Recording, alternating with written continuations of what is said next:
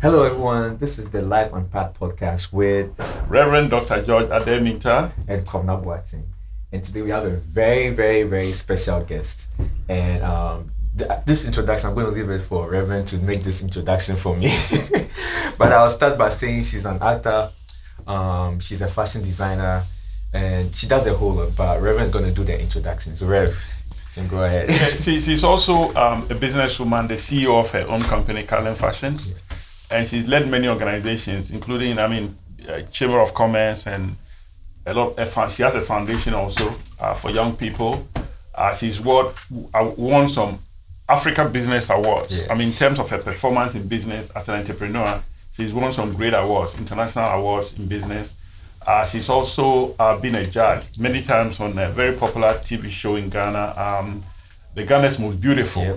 For many years, she was one of the judges that is known all over the country. Yes, and her name is Mrs. Linda Ampah. Yes. Yeah, so this woman, I've admired her so much. Maybe she doesn't know, but I'm letting her know I admire her so much because she has a book called Pieces of the Portrait. And this book changed lives of people I know. It's changed their lives.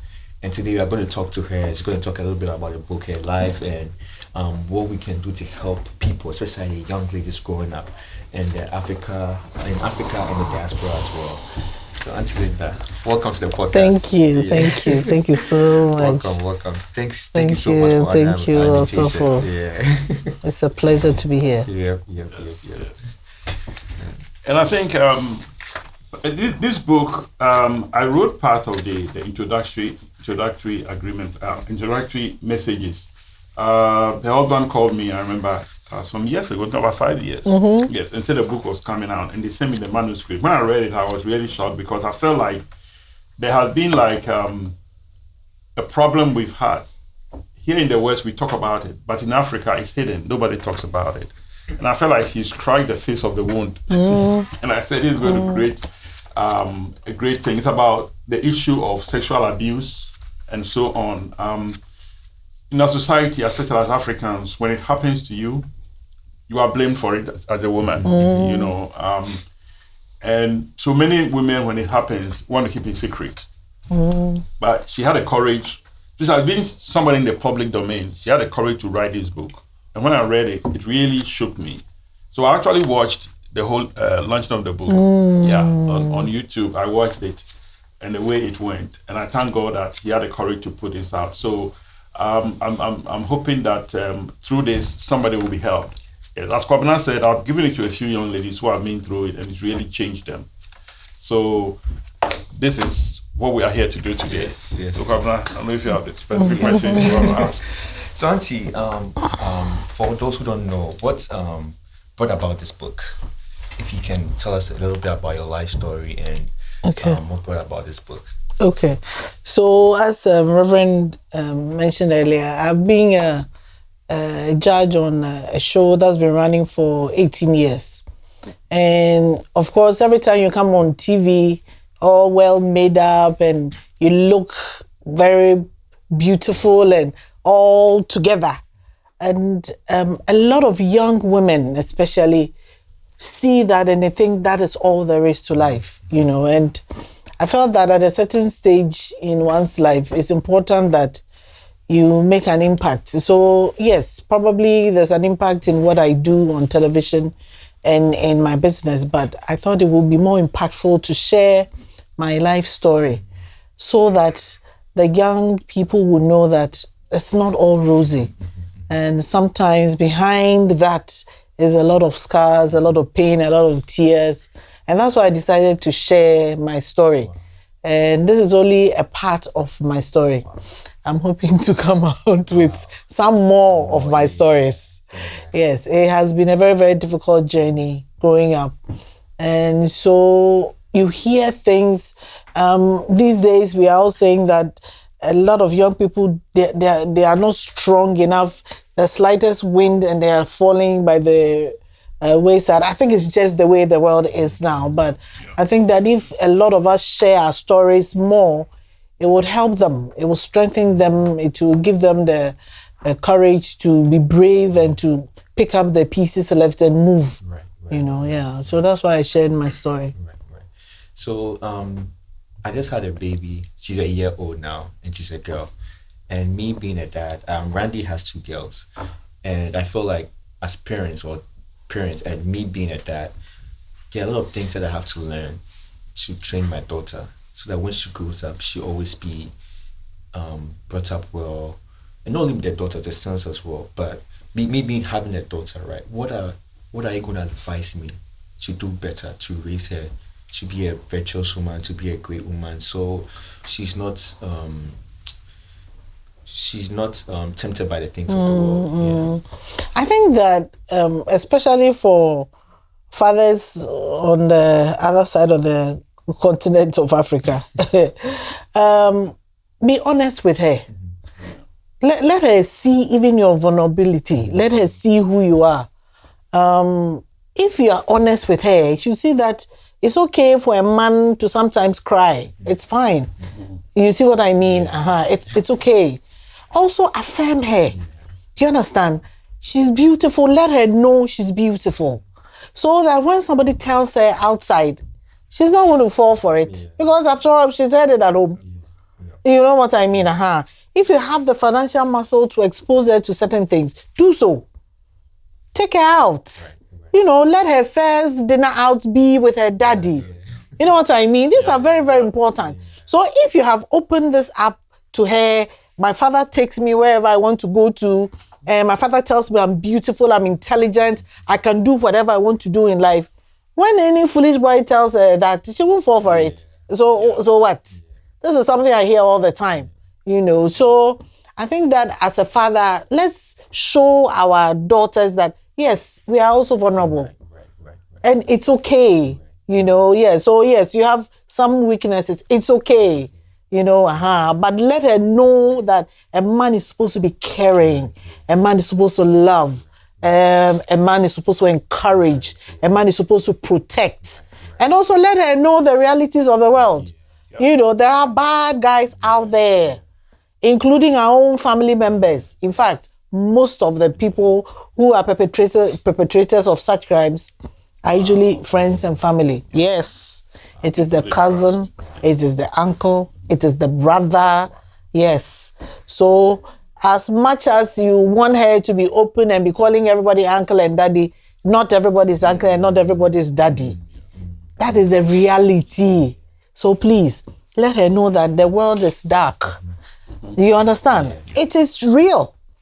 You see, it's not all rosy out there. So not every man who enters the home is good. It's good, yes. Because sometimes you don't even know the person you have brought into your home. Yeah. And then when your girls tell you something, please listen. Listen. The kids give us so many signs. They'll tell you, Mommy or Daddy, I don't like this man. Sometimes they are not sure whether to tell you the full facts. But once they give you the hint, please get it. Listen. And let her feel that she's safe by coming to tell you everything. You know, there are so many cases now that I deal with. The children are going through all kinds of things. Especially even mothers. They don't even believe them. They don't believe them. Oh, no, it can't be true. I can't do that. It's not possible. No, you're a liar, you're a bad girl. You see what I mean? So next time, she won't come and tell you. And she's suffering. And you are killing these young women. There are lots of broken young women walking around. So yes, as a father, you have a lot of work to do. But I think that you have started on a good note. You know what I mean? Yes, you are not going to make the mistakes that our fathers and grandfathers did. Yes. So I think that be open to life with her. And I know it's very tough coming out as a young lady or even older woman to share your story about some of the things that has happened to you, and or a young lady coming out to share their story of what has happened to them. What pushed you to come out to share your story? Well, I wondered which part of my story to share because I have several. And if you read my book, that's not the only thing I talk. I talk about infertility, I talk about business challenges and all of that, but somehow a lot of emphasis is on this one because it is real. It is real. And my husband encouraged me a lot because, in our part of the world, we don't talk about these things. It's hush, hush, hush, hush, hush. Yes. But he encouraged me. He said, Linda, you have a lot of young women looking up to you. Let them know because a lot of them are going through what you have gone through. So share with them. So he encouraged me a lot. It was not easy. It was not easy at all. But I'm happy I did because it helped with my healing. Oh, it helped with my healing. And interestingly, Reverend, I was writing this book, as I've told you, for my younger audience. It turns out the older women, they have even bigger ones. Yeah. And they, for a lot of them, may be very affluent in society. They're up there in the society, so they can't even talk about this. Yeah. I've had chiefs. It's been an eye-opener. It's been an eye-opener, yeah. So I realize it's helped a lot. Yeah. And I think we have a role to play also as men because the society in Africa is very male-dominated. Yes. The first case I experienced where a lady called me and said she had been raped 2 days prior to when she called me. The first person she called when she was in this country, she called her father. And the first person the father asked was, how did the man get into your apartment? And she cried at home for a whole day. So one day passed, she has washed all the clothes because she felt dirty. Then she called the police. The police came and she said she has washed everything. She said, then we can't do anything. So they just left her. And she stayed indoors crying. Then she called me. And when she told me, I got very angry and I helped her feel safe and open up to me. But then when I took her to the church, I realized when we sat down to listen to her story, she couldn't speak. But she told me a lot. And I wanted to share it. And she couldn't. Then I realized that in the room, all men, middle-aged men, old men, this young teenager trying to tell her story. And the boy was challenging her to give details. You see the trauma? Yes. So I could see she was being trauma. So immediately, let's stop this meeting. So I brought in some elderly women in the church, more mature women. And I said, they are the ones who need to sit there and listen to her story. And so we need to be conscious of this, that our society is male-dominated. Yeah. If it happens to you in Ghana, you go to the police station. Now I think it's changing a lot. In back in the day, is a policeman who will take the case. The state's attorney will be a man. The judge will be a man. So the intimidation, so many of them keep it in. And sometimes your own family will reject you. Yes. Even if you are dating someone, it's very important that she said her husband encouraged her. Her husband is a wonderful man or two. She's not a pastor, but she is a Christian. Now, many men, if they hear this even happening to their wife, their attitude towards them will change. But it's not her fault. It's somebody who purportedly did it to them. So we the men have to be there also for them. When these things happen, let's be very, very careful the way what we say and how we judge them. You are so right. When I launched the book, I had invitations from several radio and television stations. I've done only 2 interviews. And the reason is that I do not feel comfortable with everybody who was calling me, including some women. I only did 2 interviews, and these were people that I was very confident that they are mature, even in the way they ask the questions, they are sensitive. I won't come. If you call me, I won't come. Because, yes. And this is me, going to 60 years old. So can you imagine a young girl? And they are sitting in a courtroom with, as you rightly said, maybe a male judge, prosecutor is a man. Or they even judge you before you come and stand in the dock. Yes. Okay, before we start this whole podcast, we're talking about the Proverbs 31 man and the roles that men or parents have to do in raising men. I want everybody to hear, what do we have to do better as parents to raise young men in treating women right? I think I wish I could pick out the Bible. But I can read open Proverbs 31 for me.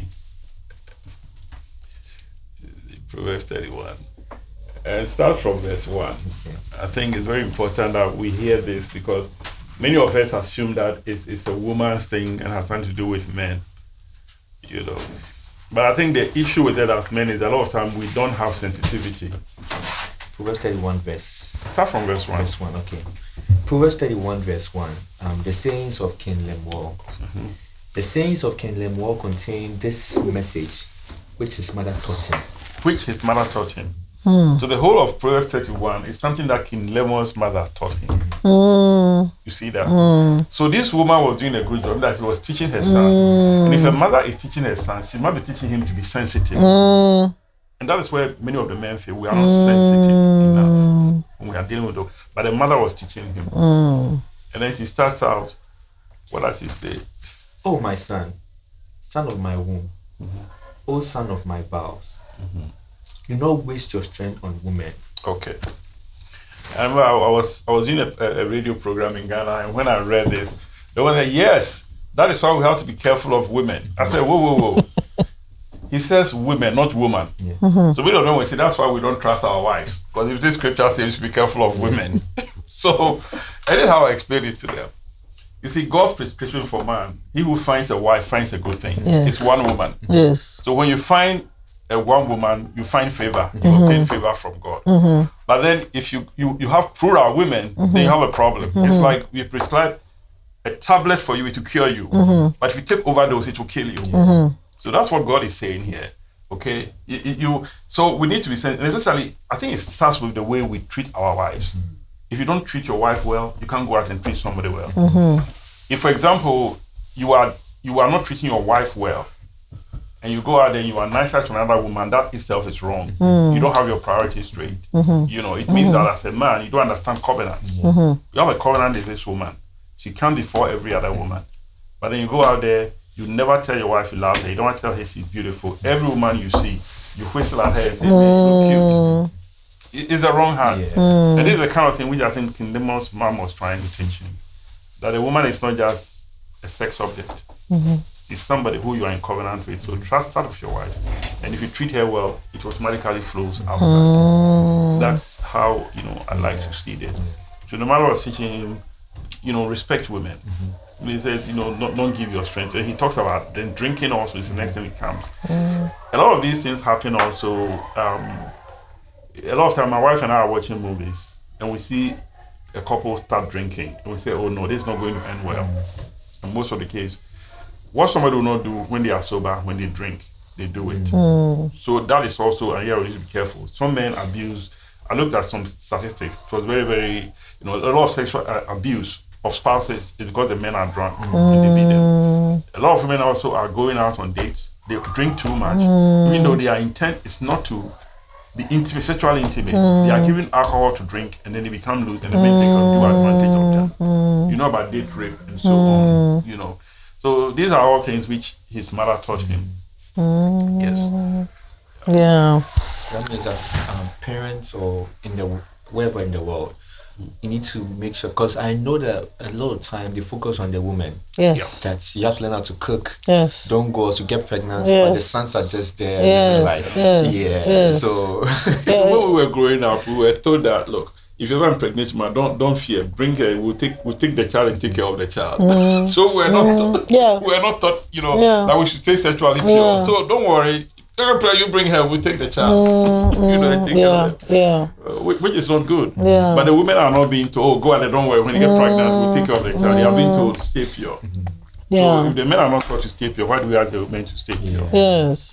And I think that, you're right. A lot of emphasis has gone into raising the girl child and almost to the neglect of the boys.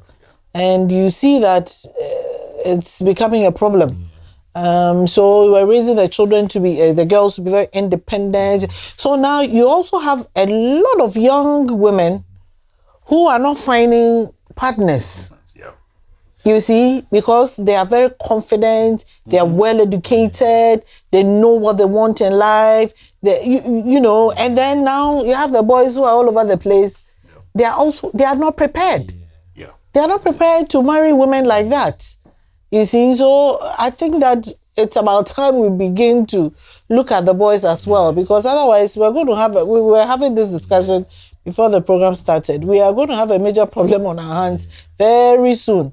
We are not teaching the boys even how to take care of the girls. Yeah. So if you have a sister and you go to school with her as a boy, what are you supposed to do? You're supposed to protect your sister, take care of her. Make sure that when she's crossing the road, she's safe. Make sure that, we are not doing that. So all we are teaching them being macho and macho and macho.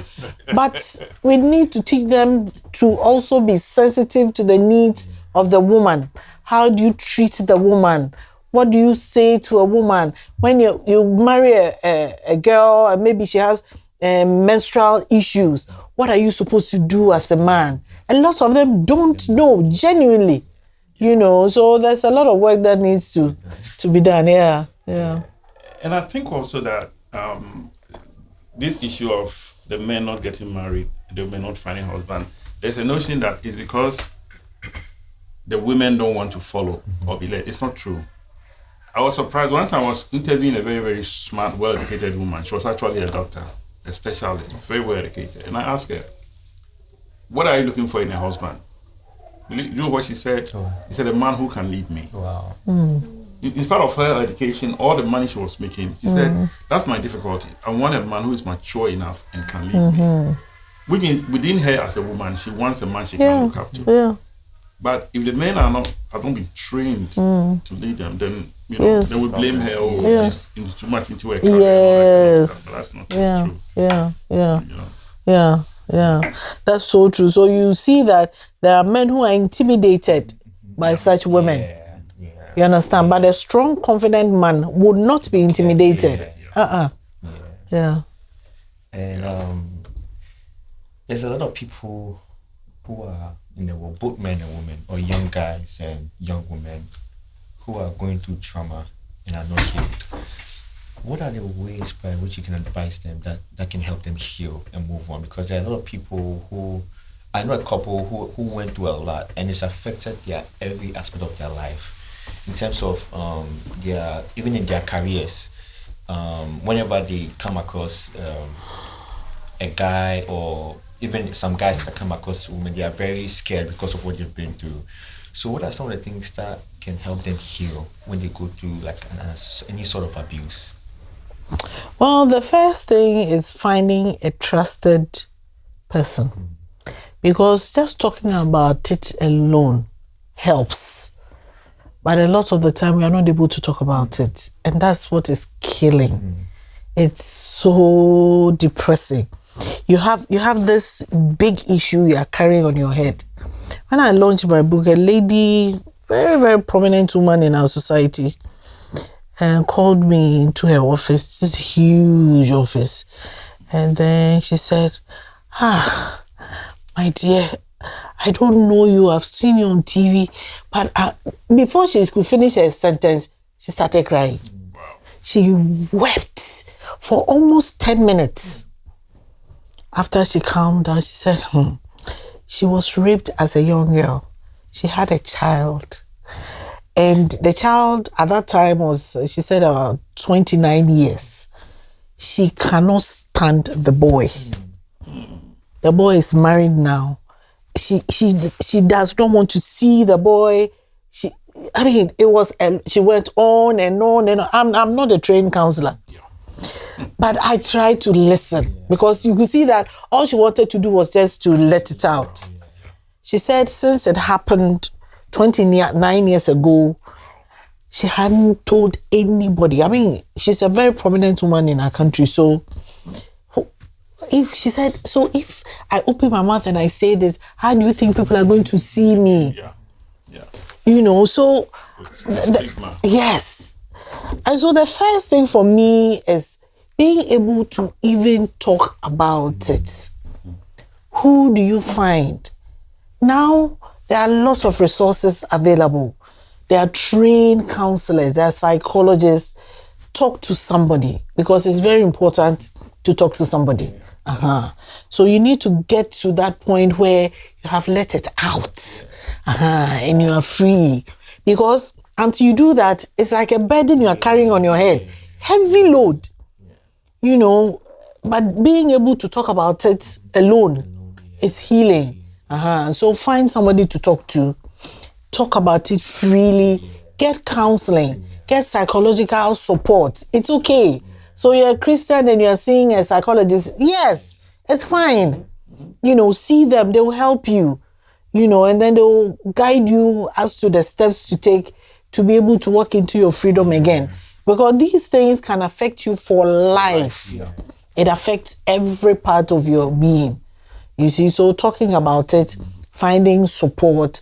I got healing from talking about it, from my Christian journey. My walk with the Lord helped me a lot. I had a very solid group of Christians that I grew up with. They supported me a lot through that. Unfortunately, my mother died shortly after, so I was left alone. So that's made it even more difficult.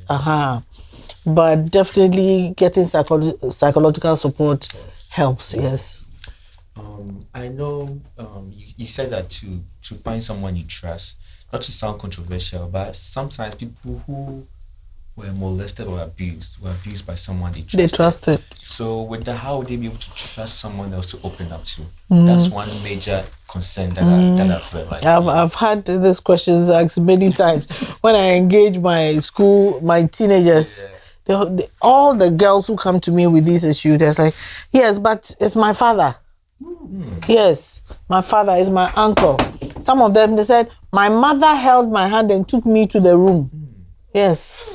Hey. It happens. Yes. Yes, I see it every month in my engagement. Every month. We have school engagements every month in different areas. Yes. Yes. My father. Yes, my uncle. A lot of them live in compound houses, as we call it. Our neighbor. So my mother said she doesn't have money for pad. Sanitary pad. Because of that, I'm forced to sleep with somebody to get sanitary pad. My father raped me, and he said that if I don't agree, he won't pay my school fees again. So it's true. It's very, very, very true. And I think sometimes the mothers are also afraid of that the father will withhold the financial support. Yes. So that's where the whole poverty thing comes in. So we need to also find a way to empower these women so they won't. Exactly. It's another reality in Africa. It is. Yeah. And also I've also engaged with some young girls coming from very wealthy families. Yeah, yes. And they too, they have the same issues. Father, uncle, brother, cousin. Yep. It's not your advantage. Yes. And in those cases also, a lot of the time, mommy didn't have time. Mommy wasn't paying attention. Mommy didn't see. Yes. And then when they go and tell mommy, oh, shut up.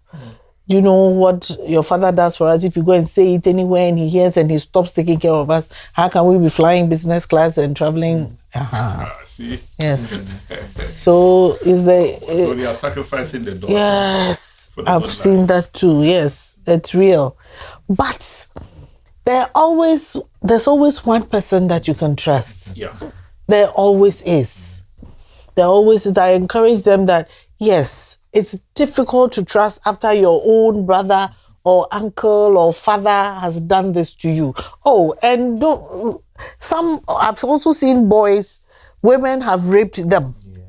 Yeah. House helps, aunties, they've raped young boys. I've seen that too. Yes. Yeah, well, I've heard one case too where the person came to confide in me. Yes. And he says that it happened all the way in Ghana when he was little. Oh. He came to America, joined the church, and the lady was there. Ow. Wow. Oh. Yeah, the same church. Oh. Yeah. Confide me, this is it. And I said, well, I don't even know where to start from. Yes. Some of the cases, when they hit you with it, you don't know what to say. Yeah. Some of them, we end up in prayer and say, you know what, let's pray. I don't know what to say because you don't have the answers. Yeah. You know, but the professionals help a lot. They have helped me a lot in my dealings with these cases. The professionals, some are trained for this. Yes. So they come in really, really handy. In our country, there are not that many. So sometimes it's difficult. When you need them, they might not be available. But the little knowledge that I have acquired from listening to them in their work, I'm able to get some comforting words across. But by all means, there has to be somebody that you can trust. Yes. And let me suggest that Christians shouldn't be afraid also to go to counselors. It doesn't mean you've lost it. It doesn't mean you're crazy. It doesn't mean you don't have faith. And when I took a course in biblical counseling, one of the first things they taught us is that you must know when to refer someone to a professional. So when it gets to a point where I know I can't do anymore, I find a counselor. And there are people from bereavement and so on who have done very well after they're going to see a counselor. So Christians should not, and pastors also, sometimes I think the problem with us is that we are so territorial. We feel as if though we are all, your Bible knowledge cannot do this one. Yes. You need a counselor. Send them to somebody who is professionally trained. And I tell some of the people who come to me that, look, honestly, even though I have a degree, I'm not licensed to do this. That professional is licensed to do it. So go and let them help you. I have to know my limitations. Yes. I think we as Christians need to know it also. Absolutely. And let them go to the professional. Yes. It's very, very important. Everybody and their grace. Thank you so much for enlightening us, because I know a lot of women are going through a lot and they are hiding within. I've had someone who was able to confide in me to come and talk to me, and she kept it within her for like a long time. A long time. But by the grace of God, she's healed now because she was able to open up. So I'm glad you're sharing this, that it's good to open up and all of that.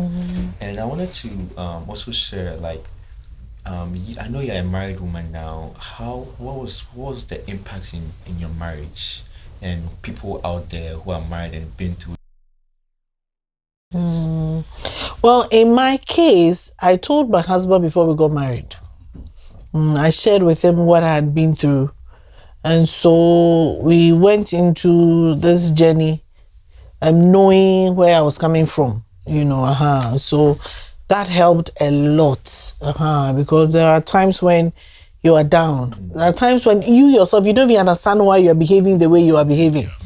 You see, But he came from a home where they've had a lot of counseling going on in their home, so he was equipped quite a bit to be able to support me, So I told him ahead of time, so it didn't spring any surprise. Yes. So I suggest that even before you enter any long relationship, if the person seems to be serious and you want to take the relationship further, share with them. Share it, because it will come up at some point in your life, So it's better they know.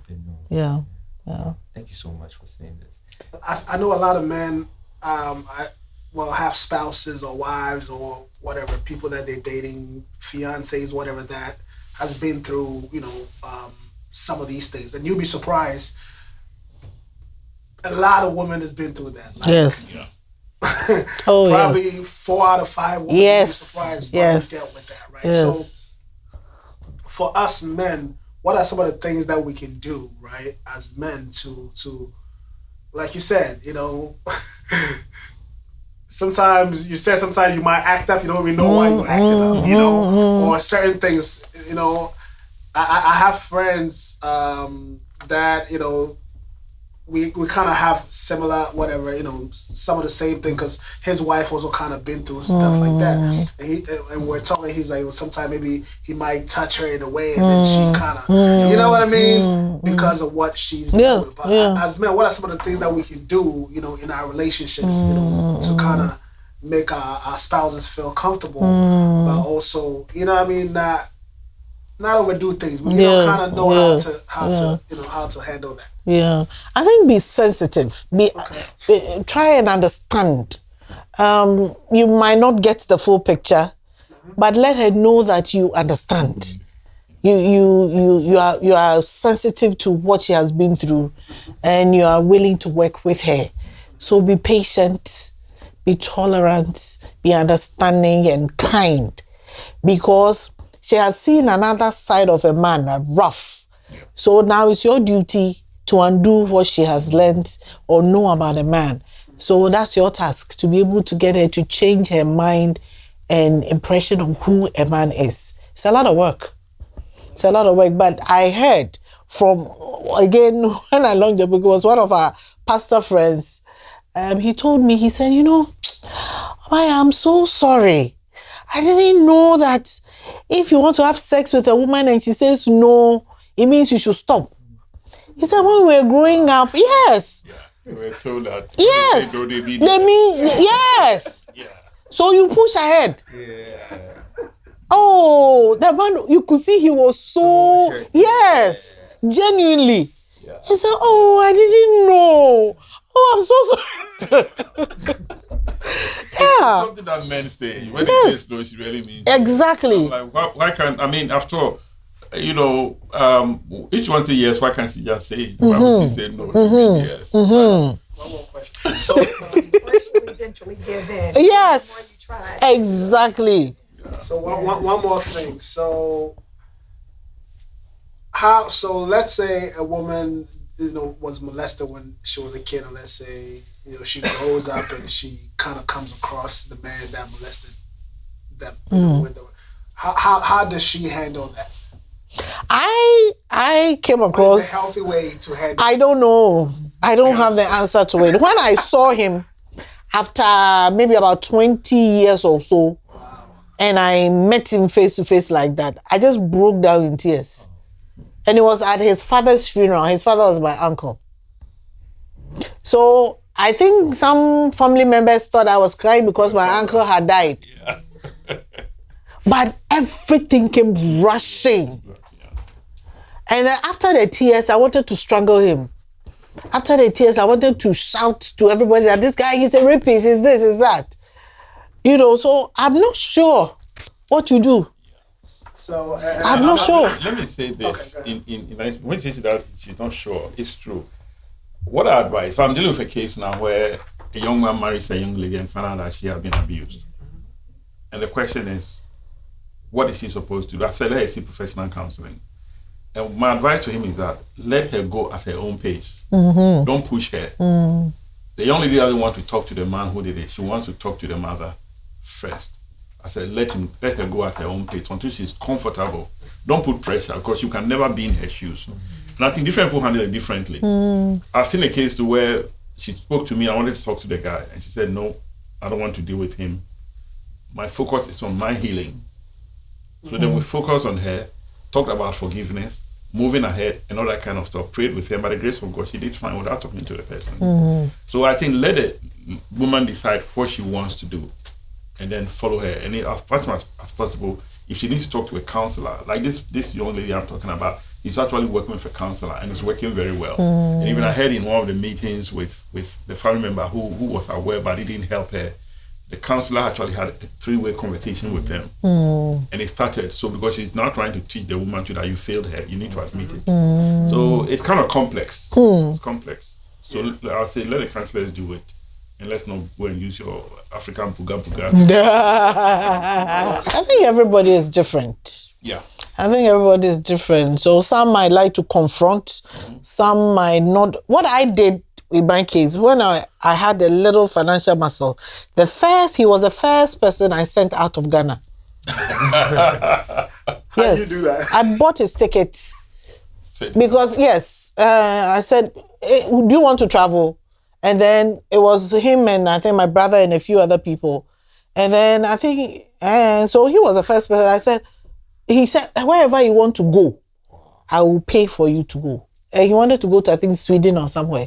I sent him packing. I didn't want to see his face for the rest of my life. Somebody's suffering in Sweden. Right? Yeah. No, but I think Sweden, the society would deal with it. You get away with it in Ghana, but not in Sweden. Yeah. No, that's.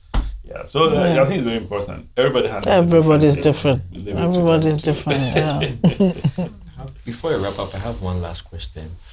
What are both young ladies and young men? What are they supposed to look out for in these predators? because some of them you might not see anything coming, but if you know some signs or how they act, maybe it's going to help you. So what are some of the things that they are supposed to look out for?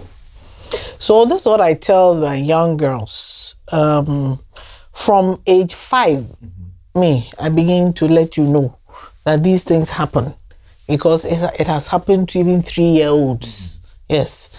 So what I keep telling them is, please do not place yourself in a certain environment where somebody can take advantage of you. Pastor mentioned drinking. So if you know your alcohol level is this, stay there. Don't go beyond. Because when you do that, you become vulnerable.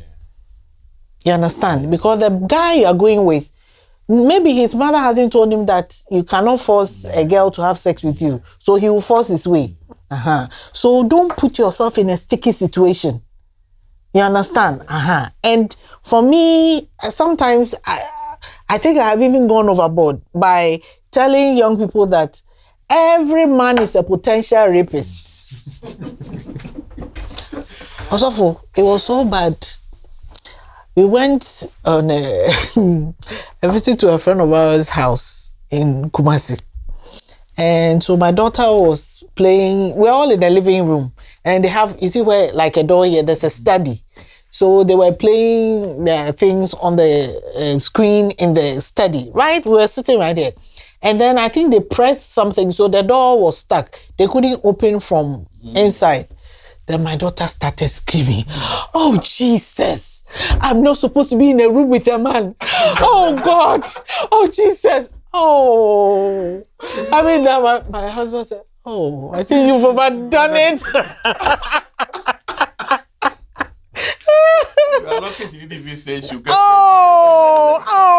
I mean, at that point I'm like, "Oh no, this is too much. This is too much." But that's what you become. If you've been through that, you become paranoid, But I say that it's better to be overcautious, So be careful.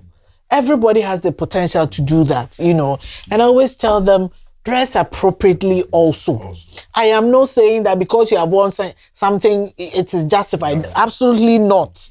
But don't give anybody a reason. You see, and show every man around you that you have boundaries. It's very, very important. Yes. Your body is yours. Don't allow anybody to touch it anyway. And it starts from a handshake, and then it's moving, then it's moving, then it's moving. You usually do not get ones that come once and pounce on you. Those ones are different. They're also there, but majority don't start like that. So do not open yourself up for something like this. I mean, there are those that there's nothing you can do. But generally, I think that we can, if we give them the information they need, they can protect themselves a little bit. Yeah. One last question. I'm sorry. It's my last one. So, I have 2 daughters, right? And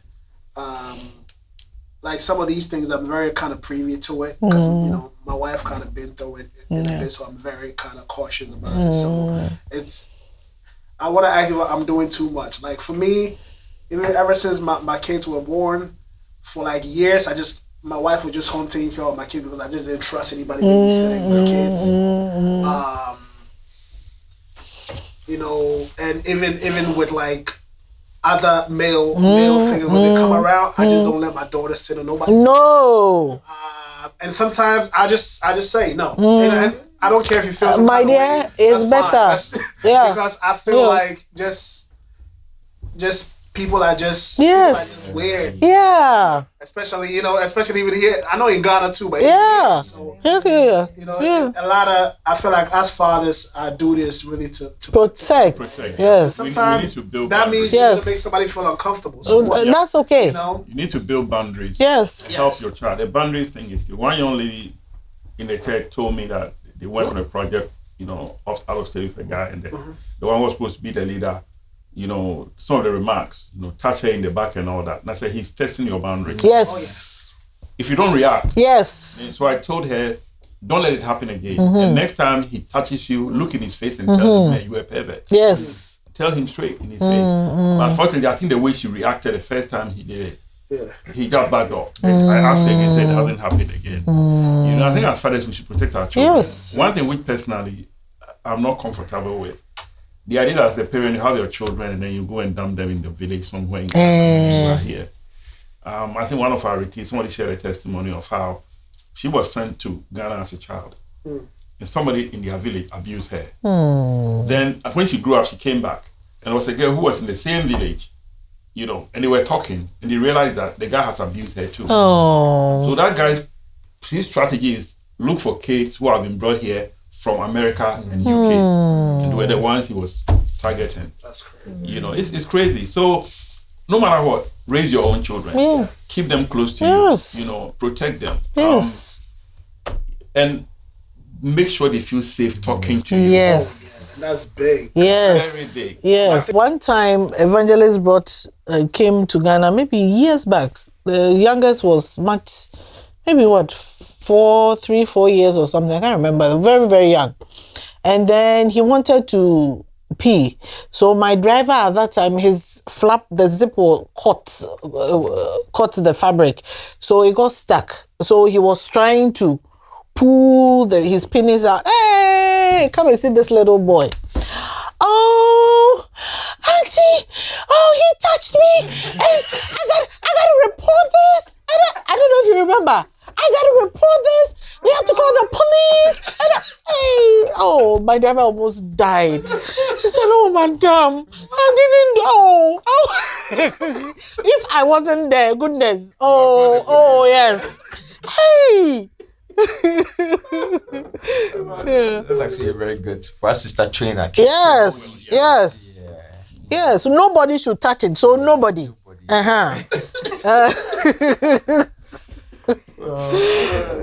Thank you so much for honoring our invitation. I know after this, a lot of people are going to reach out to you. Okay. So, is there what's your social media so people can if they have any questions? Okay. They can reach out to you. It's Linda Ampah. Okay. Yeah, Linda Ampah. I think it's Linda.Ampah and then Linda Ampah, have both. Okay. So yes, you can reach me on Facebook, on Instagram, and what's the other one? Twitter. No, I don't do those ones. I'm learning. So right now it's Facebook and Instagram. Yes. Okay. Yes. And the book is here. I have a few more copies. I think I'd rather have about 4 copies left. I'm giving them away. So, you know, it's a good book. Is it on Amazon? It is. It's on Amazon, okay. Yes, it is. The title is Pieces of the Portrait by Linda Yaa Ampah. The Yaa is there. You will find it and get a copy. If you are fortunate and you meet me, I'll give you a free copy. Yes, nice. You can also give an offering when I give you the copy. That's right. Thank Do you have any final things to say before you leave? No, it's nice what you're doing, Governor. Very nice. Very, very nice. Yes, very healthy conversation, and it's also an eye opener for people, and it's important. Yeah. So you're doing good work. Thank you. Do you have anything to say?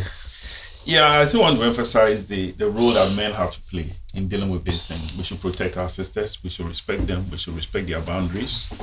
And I have discovered over the years in relation to women that some women, a lot of times, they want a trusted male friend who they can depend on.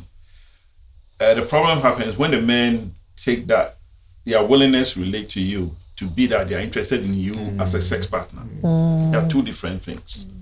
You know, so women may want to relate, and sometimes they'll come close because they feel safe. So don't take the fact that she can come to your house and feel comfortable with sitting there and lying in your sofa that she wants something. You know, it's not always the case. Women think about these things very different, and we should always be conscious. We want to protect them. These are people who will marry your future friends if you're not interested in her. So how will the situation seem like? And not think that every opportunity we get, we're going to jump on them. It can ruin a good friendship, a good relationship. So let's as men, this should be our role, our part in this whole thing. True.